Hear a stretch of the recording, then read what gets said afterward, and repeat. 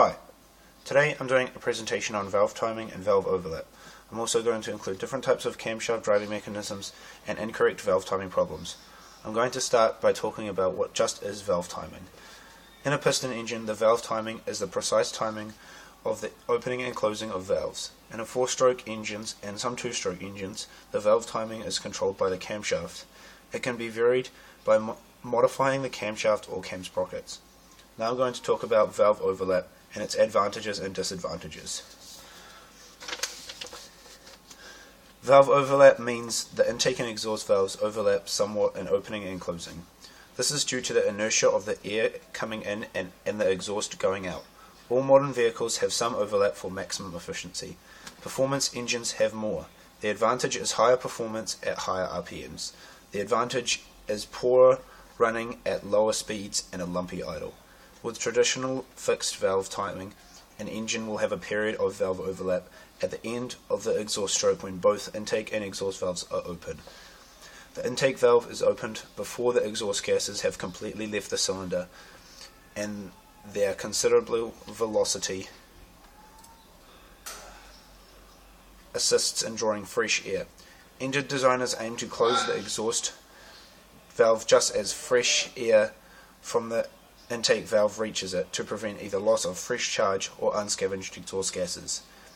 Engines that always run at relatively high speed, such as race car engines, will have considerable overlap in valve timings for maximum volumetric efficiency. Road car engines are different because they are required to idle at less than 1000 RPM, and excessive valve overlap would make smooth idling impossible because of the mixing of fresh air and exhaust gases. Now I'm going to talk about different types of camshaft driving mechanisms.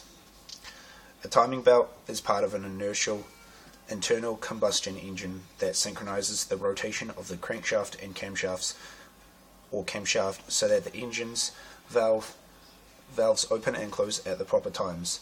During each cylinder's intake and exhaust strokes, in an engine, the timing belt or chain is critical to preventing the piston from striking the valves. A timing belt is a belt that usually features teeth on the inside surface. Most modern production automobile engines utilize a timing belt to synchronize crankshaft or camshaft rotation. Some engines instead utilize gears or a timing chain to drive the camshaft or shafts. The use of a timing belt or timing chain instead of a direct gear drive enables engine designers to place the camshaft or camshafts further from the crankshaft and in engines with multiple camshafts. A timing belt or chain also enables the camshafts to be placed further from each other. Timing chains were common on a production of automobiles through the 1970s and 1980s. Timing chains are generally more durable than timing belts, though neither is as durable as a direct gear driven. However, timing belts are lighter, less expensive, and operate more quietly when an automotive timing belt is replaced. Care must be taken to ensure that the valve and piston movements are correctly synchronized. Failure to synchronize correctly can lead to problems with valve timing, and this, in turn, in extremes, can cause collision between the valves and pistons. Timing belts must be replaced at manufacturer's recommended distance and or time periods. Failure to replace the belt can result in complete breakdown or catastrophic engine failure. The owner's manual is the source of the timing belt replacement intervals, typically every 80,000 to 120,000 kilometers. It is common to replace the timing belt tensioner at the same time as the belt is replaced.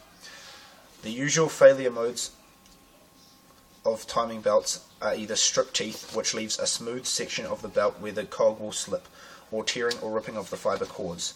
Correct belt tension is critical. Too loose and the belt will whip. Too tight and it will whine and put excessive strain on the bearings of the cogs. In either case, belt life will be drastically shortened. Aside from the belt itself, also a common failure of the tensioner and or various gear and idler bearings causing the belt to come off. Now I'm going to talk about valve lead and valve lag.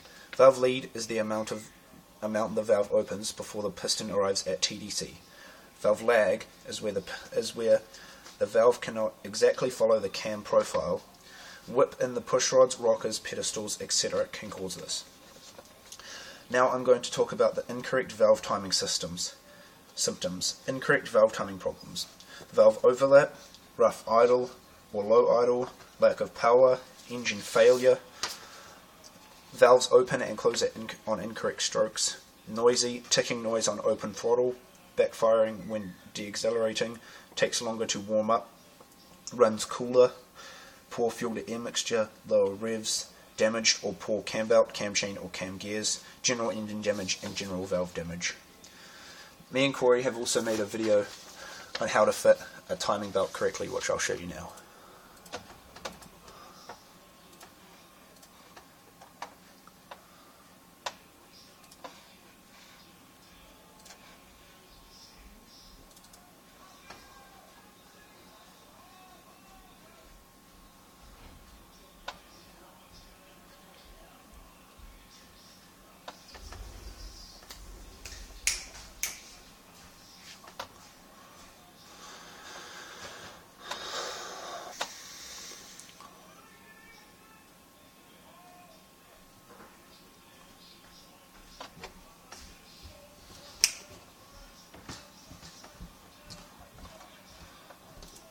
Having some technical difficulties.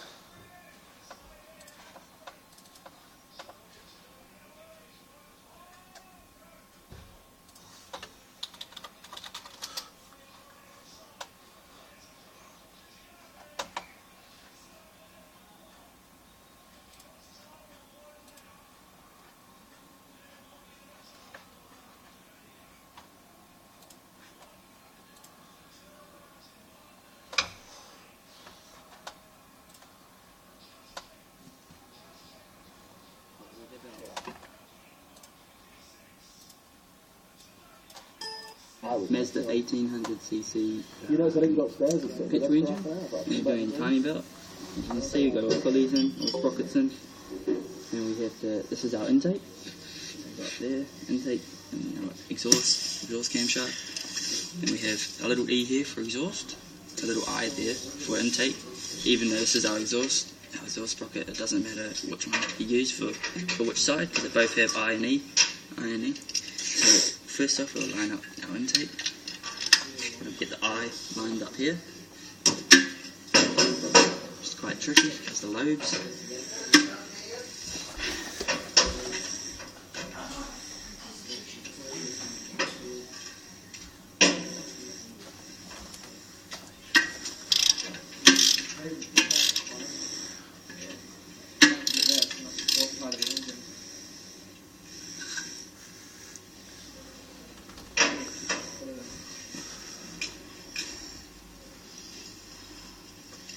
How do you do valves gear gauges there?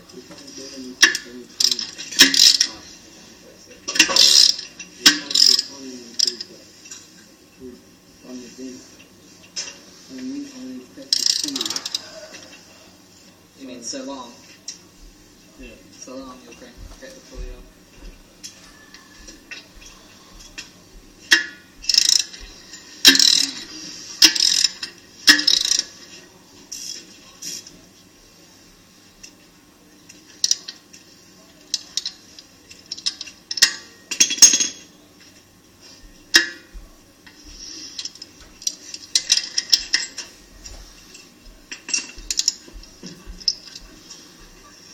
Yep, they should be alright.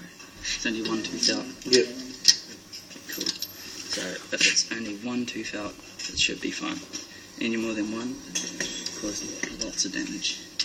So now we'll line up the E with that little point there.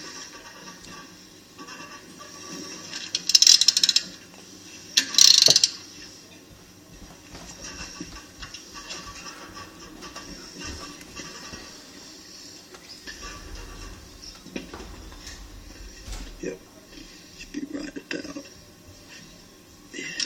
Just lining up that mark there with that point there. And this point there. So lining up that tooth there with that point. Same with this one, but this one's a tooth out. Intake and exhaust. Now we have crankshaft sprocket, or pulley. Set a safe distance. All the pistons are. All the pistons are halfway down the bores, which means that none of the valves are going to crash into them, causing significant damage. So now we're going to rotate this to TDC. It's in the safe position now, so you won't break anything. Lined up there. Nice and tight. So now the crank's at TDC. And we have this tensioner here, which is actually already been slapped off, so you don't need to worry about that at the moment. And put the belt on. Bolt. Okay, so you're going to start up the crank fully. And check it out there. There you go. It's crank. You go around the tensioner, and first to the exhaust. There we are.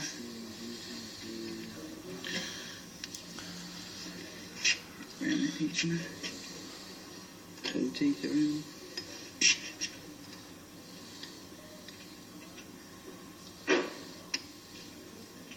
Slips on and put around the tensioner.